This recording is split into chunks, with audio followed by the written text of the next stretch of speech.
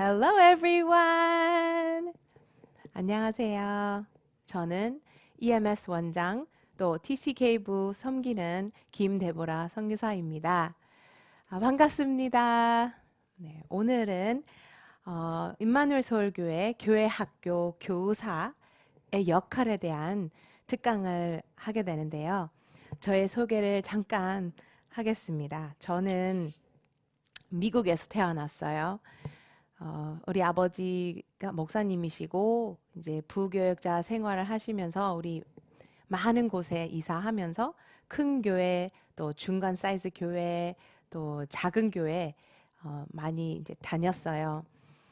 어, 그리고 이제 미국 문화 또 한국 문화 이 TCK의 그런 정체성 때문에 많은 갈등을 어, 가지고 있었지만 하나님의 은혜로 그리스도의 비밀을 깨닫고 저의 참된 정체성, 하나님의 자녀, 또 복음 전하는 전도자의 정체성을 회복하고 지금 하나님의 인도 따라 어린이 사역을 집중하게 됩니다.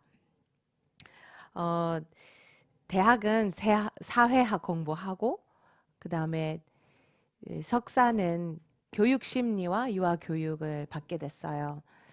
지금 한국에서 한국 오기 전에 미국에 오랫동안 어린이 사역을 하고 미국 교회 또 백인 침례 교회 그다음에 우리 한인 다락방 교회 이제 어린이 전도사로 섬기다가 이제 남편 김성월 목사님하고 한국에 나와서 받기 시작했어요. 그때 2003년에 한국에 들어왔는데 한 1년 정도 집중 훈련 받고 다시 미국 돌아갈 줄 알았는데 지금 벌써 17년 됐어요. 네, 너무 감사하게 하나님께서 우리의 가정을 인도하시고 임마누엘 서울교회 섬길 수 있는 큰 축복을 주셔서 너무너무 감사드립니다.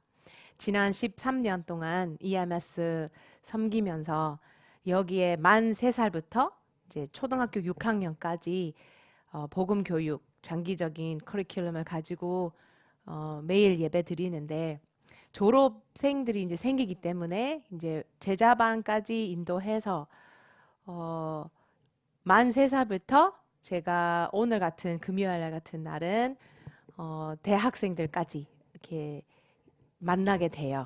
그래서 너무나 감사하게 어린 랩런트부터 이제 그 모든 과정을 거치고 대학 1학년 되는 우리 EMS 졸업생들 매주 만나게 돼서 이 전체적인 복음 교육에 대한 흐름을 좀 보게 되는데 어, EMS 학부모님들에게 또 우리 랩런트들의 교사들에게 늘 하는 말이 있어요. 그것이 우리는 배운 대로 가르치게 돼요. 학부모든 선생님이든 우리 어렸을 때 많은 경험과 많은 교육을 받았잖아요. 그거 우리 안에 이제 뿌리가 되고 각인이 됐어요. 그래서 우리가 훈육 받은 대로 또 훈육하게 돼요. 우리도 모르게 복음을 받고 개인적으로 체험하고 누리고 있지만 막상 랩런트들 앞에 가르칠 때 또 훈육해야 될 그 상황에 어, 옛 틀, 그 옛 체질을 잘 이렇게 벗어나지 못해요.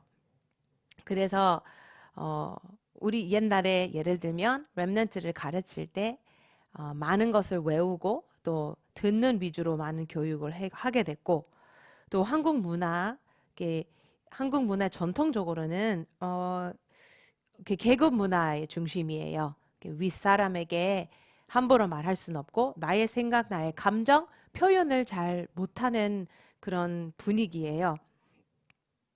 체면도 중요하고 전통도 중요하고 어, 그리고 또 이 문화 전체적인 세상의 흐름에 따라서 율법주의와 도덕주의, 인본주의, 신비주의 이런 과거를 가지고 있는 교사들이 있을 수도 있어요.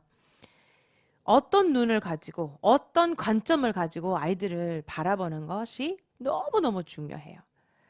저도 모르게 우리가 배운 대로 우리가 훈육 받은 대로 랩런트를 바라보게 되면 말은 복음이지만 나의 관점, 나의 태도, 나의 전체적인 분위기가 비복음적일 수도 있는 거예요.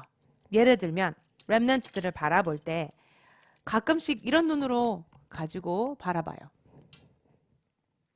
오늘 또 지각했어. 기도 수첩했니? 숙제는 우리 전도자 습관들 잘 하고 있죠? 렘넌트들은 그렇게 하는 거 아니죠? 우리도 모르게 이런 눈으로 경찰의 눈, 율법의 눈으로 렘넌트를 쳐다볼 때가 많아요. 또 서로 그런 눈으로 쳐다볼 때도 많아요. 근데 이런 눈으로 바라보면 렘넌트들이 어떻게 될까요? 하나님의 자녀의 그 신분, 정체성, 자신감 있고 누림 속으로 들어갈까요? 아니요. 네. 렘넌트들이 눌리기 시작해요. 이 복음적인 율법 아니면 율법적인 복음인가요? 네. 렘넌트들이 기도 수첩을 안 하면 서밋이 될 수가 없는 그런 마인드를 가질 수도 있고 또 사람들 앞에서 포럼을 잘 못하거나 이런 틀, 이런 모양 갖추지 못할 때 엄청 많은 스트레스를 받을 수 있어요. 우리는 이런 눈으로 렘넌트를 쳐다보면 좋겠어요. 네. 사랑의 눈으로, 복음의 눈으로 바라보는 것이 사랑의 눈이잖아요. 그래서 선생님으로서 또 학부모로서 늘 그리스도의 사랑을 제가 먼저 누려야 돼요. 매일매일 갱신을 해야 돼요. 어린아이들, 또 청소년들, 대학생들 행동을 바라볼 때, 그 겉 모양을 바라볼 때 아주 쉽게 판단할 수 있고 비난할 수 있어요. 바로 지적할 수도 있어요. 하지만 행동 아래, 행동 속에 또 다른 세계가 있어요. 그거를 볼 줄 아는 그런 사랑의 눈이 있어야 돼요. 그래서 제가 늘 생각하고 있는 것이 우리가 아이들에게 제시하는 기준과 체계가 결국 아이들이 세상을 바라보는 안경이 되는 거예요. 제가 이 아이를 정말 하나님의 사랑, 그리스도의 사랑으로 쳐다보면 그 아이가 자기도 바라볼 때 그 눈으로 볼 수 있는 거예요. 세상을 그 눈으로, 그 안경으로 볼 수 있어요. 이거 얼마나 중요한지 몰라요. 그래서 서론으로 이런 말씀을 꼭 드리고 싶어요. 당신이 렘넌트계로부터 바라는 모습의 사람이 먼저 되라.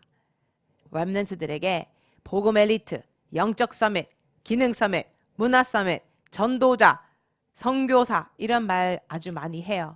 근데 우리도 모르게 렘넌트들이 그 아주 부담스러운 이야기 될 수 있어요. 어떤 5학년 렘넌트가 눈물 흘리면서 이런 말을 했어요. 미세스 김, 저는요 어떻게 세계복음화 해요?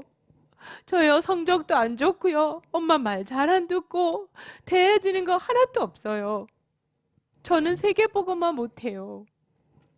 이런 우리도 모르게 렘넌트는 세계 살릴 렘넌트다.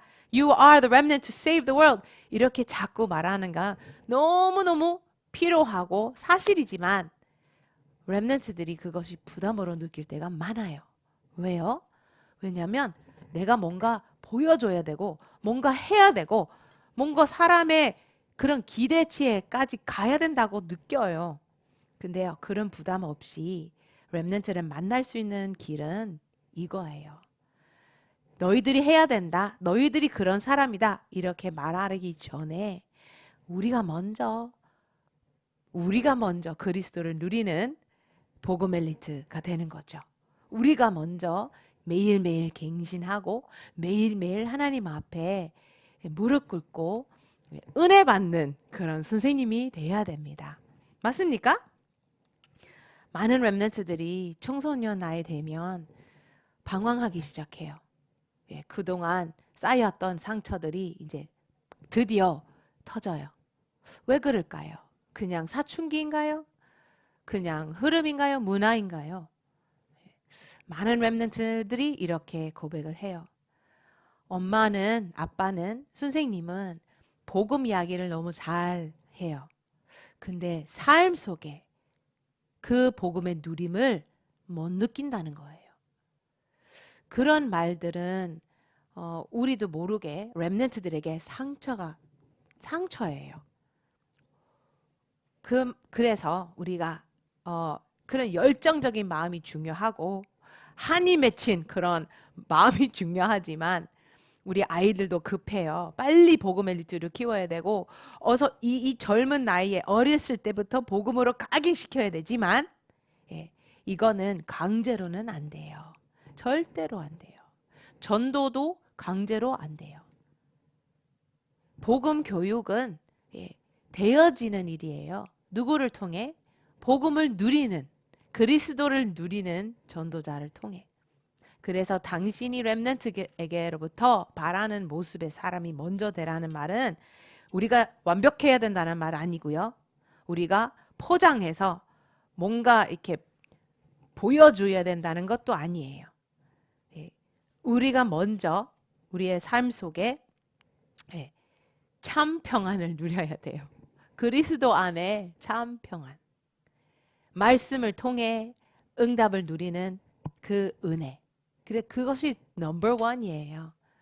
많은 스킬, 많은 테크니크, 많은 훈련이 필요하겠지만 제일 기본적인 거, 제가 볼 때 주일학교 교사, 렘넌트 교회 학교의 교사의 역할이 내가 먼저 그리스도를 누리는 증인이 돼야 돼요. 그럼 오늘은 쉽게 세 가지로 제가 정리해 봤어요. 첫 번째 포인트. 제자인 교사가 돼야 돼요. 그리스도의 제자. 제자의 그런 마크가 뭐예요? 제자라는 그 사인, 그 표시가 뭐예요? 열심히 교회 헌신하는 것이 제자인가요? 헌금을 많이 하는 것이 제자인가요? 그럴 수도 있지만 그거보다 더 확실한 사인, 확실한 그런 증거가 이거예요. 말씀 중심 되는 선생님이에요. 요한복음 8장 32절 말씀. 너희가 내 말에 거하면 참 내 제자가 되고. 네. 교사가 렘넌트 사역자가 말씀 위에 쓰는 사람. 말씀이 우리의 모든 생각의 기준. 말씀이 그리스도 중심되는 그 말씀이 나의 모든 것이 돼야 돼요. 세상의 문화, 세상의 지식이 아닌 말씀. 그래서 제자인 교사가 개인적으로 말씀을 누리고 말씀을 붙잡고 말씀 성취를 누리는 교사가 돼야 될 줄 믿습니다. 두 번째는 믿음의 기도를 체험하고 기도하는 교사하겠죠. 참 제자가 말씀을 가지고 있고 기도를 알아야 돼요. 어떤 기도요? 누가복음 18장 1절에서 8절 말씀, 예수님의 비유이지만 포기하지 않는 과부의 비유를 말씀하셨어요. 네, 우리는 렘넌트를 위해서 기도할 때 한 번, 두 번 기도하는 거 아니에요. 끝까지 끈기 있게 인내심을 가지고 기다림의 마음을 가지고 믿음으로 기도하는 거예요. 이 아이가 하루아침에 변화되는 거 아니잖아요. 우리 렘넌트들이 하루아침으로 선교사 되는 거 아니에요. 아주 오랫동안 복음의 뿌리 내리고 각이 내리면서 이 렘넌트가 하나님이 그리스도 형상으로 계속 회복시키면서 하나님이 쓰임 받을 수 있는 제자가 되는 거죠. 근데 우리의 역할이 기도하는 거예요. 바꾸려고 노력하고 팀 사역을 통해서 생각 바꾸고 이것도 중요하겠지만 우리가 기도로 후원하는 것이 너무 중요한 역할이에요. 그리고 세 번째는 전도와 제자 운동에 초점을 맞추는 선생님이에요. 마태복음 28장 18절에서 20절 말씀 아시죠? 네, 너희는 가서 모든 족속, 모든 사람에게 가서 제자를 삼으라.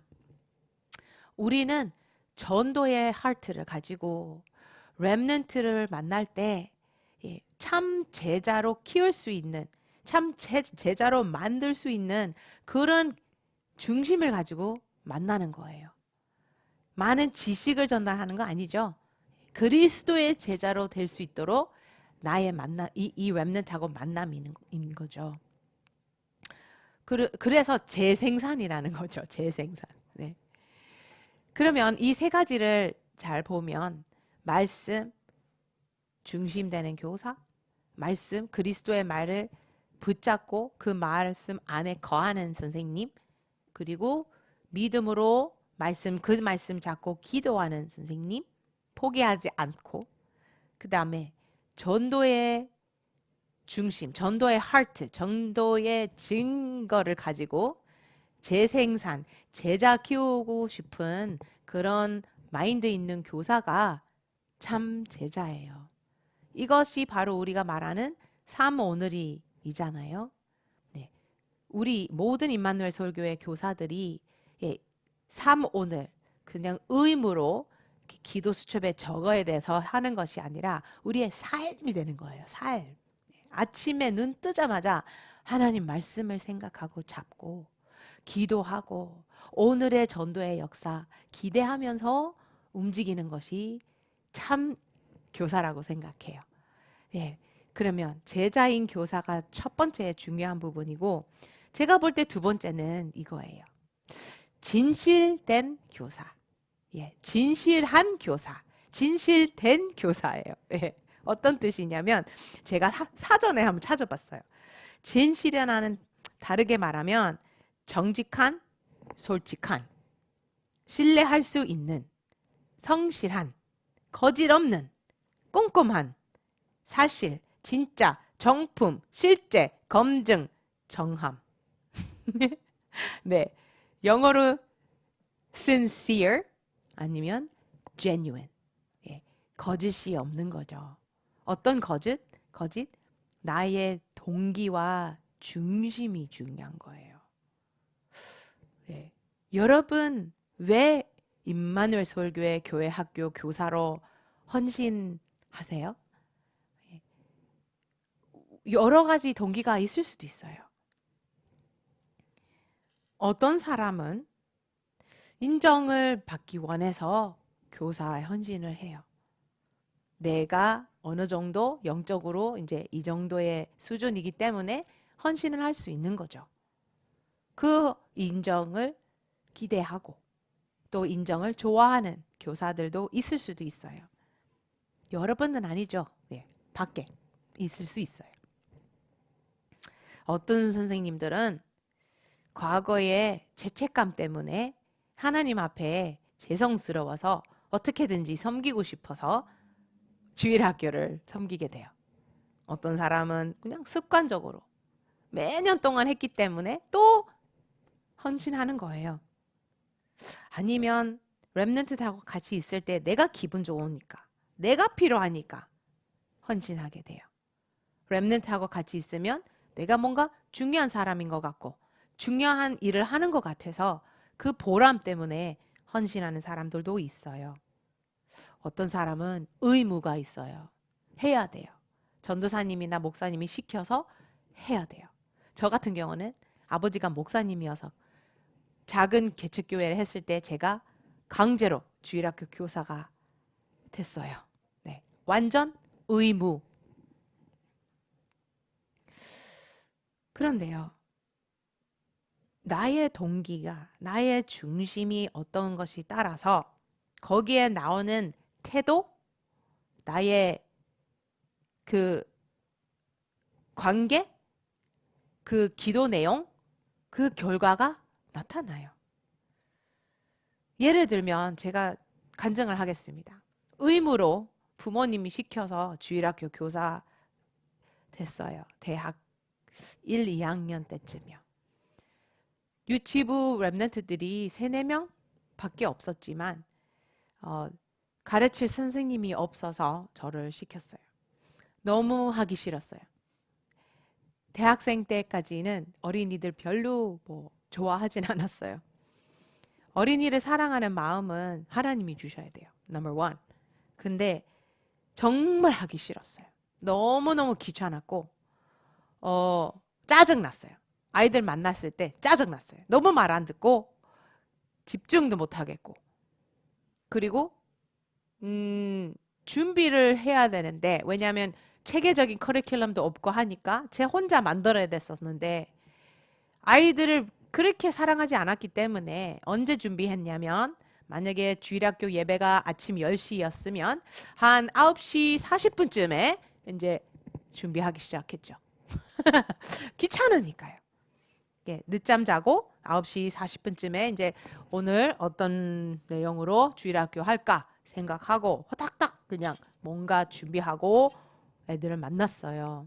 그런 식으로 몇 개월 동안 계속 렘넌트들, 그 어린아이들 그렇게 만나게 됐는데 정말 어느 날이었어요. 어느 날 하나님 저의 마음을 강하게, 아주 강하게 탁 부딪혀 주셨어요. 데보라, 그렇게 귀찮냐? 그렇게 힘드냐? 네가 싫어하고 귀찮아하고 짜증내는 그 어린이들 위해 내가 십자가에 죽었어. 데보라가 별로 기도하지 않고 관심 없는 그 어린이들 위해 나는 죽었어. 그 하나님의 세밀한 음성을 들었을 때 너무너무 마음에 회개를 하게 됐어요. 왜냐하면 그냥 제 중심으로 모든 것을 봤기 때문이에요. 왜 우리가 어린아이를 가르쳐줘야 돼요? 어떤 동기로, 어떤 중심으로? 나 중심으로 하면 결국은 한계가 있을 거예요. 기쁨이 없어요. 예수님이 베드로에게 물어봤잖아요. 요한복음 21장에 네가 나를 사랑하느냐? 네, 예수님. 예수님 사랑하는 거 아시잖아요. 그럼 예수님이 대답하시기를 내 어린 양떼를 먹여라. 내가 만약에 예수님을 사랑한다면 당연히 하나님이 사랑하는 어린아이들, 하나님이 사랑하는 렘넌트들을 헌신하고 섬기고 사랑하게 되죠. 그러면 나의 참된 동기가 나를 위해서 하는 거 아니에요. 참된 동기, 내가 예수님을 사랑하니까 하는 거예요. 근데 제가 예수님 사랑하는 것도 제가 먼저 사랑하는 것도 아니잖아요. 요한 1서 4장 19절 말씀. 우리가 살아난 것은 하나님이 우리를 먼저 사랑하셨기 때문입니다. 하나님이 나를 먼저 사랑하셨죠. 그래서 그리스도를 보내시고 십자가에 피 흘려 죽으시고 저를 살리기 위해 다시 부활하시고 모든 사단의 세력을 꺾으셨죠.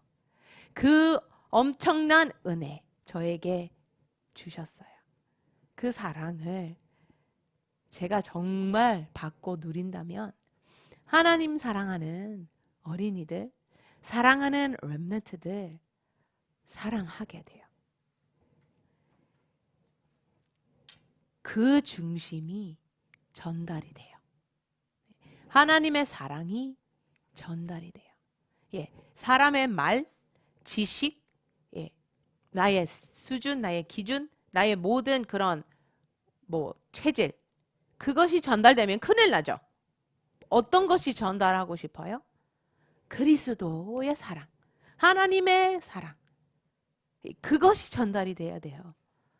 근데요, 그거 전달하는 방법이 그냥 제가 먼저 누리기만 하면 돼요. 그리고 예수님을 사랑하는 마음이 있으면 그것이 자연스럽게 되는 거죠. 그럼 진실된 교사가 얼마나 중요한지 아시죠? 네. 저는 늘 렘넌트들 앞에 설 때 거짓이 없는, 포장이 없는 제 모습 이대로 렘넌트를 만나고 싶어요. 그리고 렘넌트를 바라볼 때 힘들 때도 있어요. 말 안 들을 때도 있고 잘 안 될 때도 있어요. 예, 그거를 극복할 수 있는 유일한 방법, 그리스도의 사랑이에요. 제가 먼저 그 사랑으로 채워서 누릴 때 하나님이 저를 통해서 그 사랑이 전달이 돼요. 그래서 진실된 교사가 있어야 된다고 생각해요. 마지막, 전진하는 교사가 있어야 돼요. 전진하는 교사가 어떤 거예요? 예, 계속 발전하는 교사예요.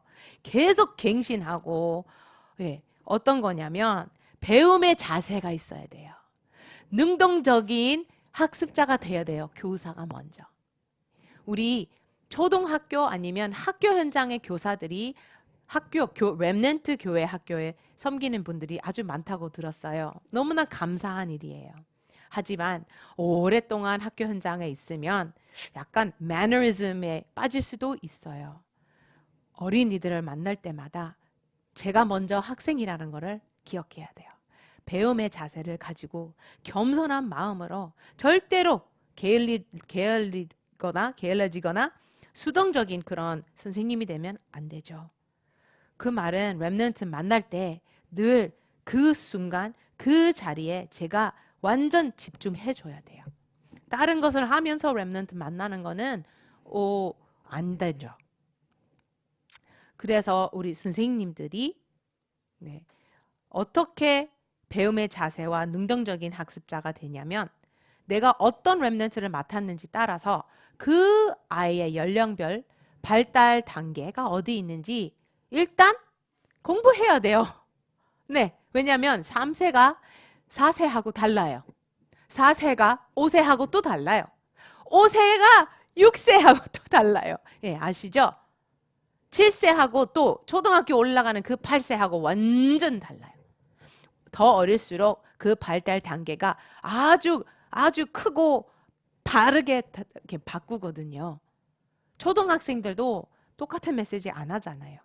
우리는 지금 1, 2부, 3, 4부, 5, 6부를 이렇게 나눠서 전문화를 해서 너무 좋아요.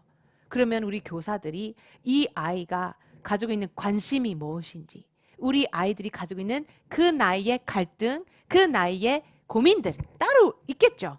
5, 6학년의 고민이 3, 4하고 달라요. 1, 2학년의 고민이 또 유치부 6학생하고도 달라요. 그러면 아이들에게 필요한 메시지고 또 다르겠죠. 아이들이 청소년도 마찬가지예요. 청소년들이 가지고 있는 트렌드, 지금 가지고 있는 그런 고민들, 유혹들. 그럼 지금 실제적인 그 현장 들어가 보지 않으면 몰라요. 어떤 고민을 가지고 있는지 몰라요. 왜냐하면 청소년들, 특히 대학생들 이제 포장하는 그런 전문성이 있어요. 네, 너무나 잘 포장해요. 속은 안 그런데. 그래서 렘넌트들을 바라볼 때 우리 렘넌트들 앞에 먼저 제가 전문성을 가지고 있는 그런 작은 노력이 필요하다고 생각해요. 그리고 렘넌트를 만날 때 창의적인 역발상으로 가르치면 어떨까요? 오케이, 이건 무슨 뜻이냐면 보통은 학교의 생활은 의자에 앉아서 선생님이 말하고 우리는 듣고 적고 외우고 내뱉고 그런 교육 패턴이 있어요. 학원에 가도 그렇고 학교에 가도 그렇고 슬프게도 교회에 가서 똑같아요. 그런데요. 역발상 우리 유 목사님 요즘 메시지 나오지만 그렇게 꼭 복음을 전할 때 렘넌트 영적인 사실을 전달할 때 꼭 학습처럼 해야 될까요? 제가 생각할 때는 참 제자 훈련은 그런 방법만 아니에요. 오히려 예수님처럼 같이 밥 먹고 같이 살면서 이야기해주고 비유해주고 실제적인 소품을 가지고 이야기를 해보니까 그 천국 하나님의 나라의 비밀들 슉슉슉슉 들어왔어요. 예수님이 어떤 소품을 썼어요? 아니 물고기도 쓰셨죠? 물고기 얘기도 하고, 꽃 얘기도 하고, 새 얘기도 하고, 말 얘기도 하고, 당나귀 얘기도 하고, 씨앗 얘기도 하고, 농부 얘기도 하고, 재밌는 이야기를 하셨어요. 일상생활 속에 있는 이야기들. 그래서 우리 교사들이 창의적 기도하면서 오 감각을 사용할 수 있도록 오 감각으로 복음을 받을 수 있도록 한번 도전하는 것이 어떨까요? 이야기를 통해서 놀면서 장난감 가지고 소품을 가지고 작품을 제작을 같이 하면서도 가능해요. 네. 왜냐하면 우리의 기억 있잖아요. memory. 그 다음에 내 속에 정말 마음을 움직이는 부분. 청각으로는 한 5%에서 10%밖에 기억 안 나요. 듣는 거는 5% 10%밖에 기억 못 해요. 근데 만약에 보이잖아요. 눈으로 확인하고 봤어요. 그거는 한 50%까지 올라갈 수 있어요. 근데 내 손으로 모든 감각으로 무언가를 같이 그 진리의 말씀, 그 내용, 그 가르침을 움직이면 그거를 체험하게 되면 체험 90% 기억해요. 그 말은 각인이 돼요. 그래서 제가 노력하는 것이 늘 소품과 자료와 자료화. 작은 거 가지고도 가능해요.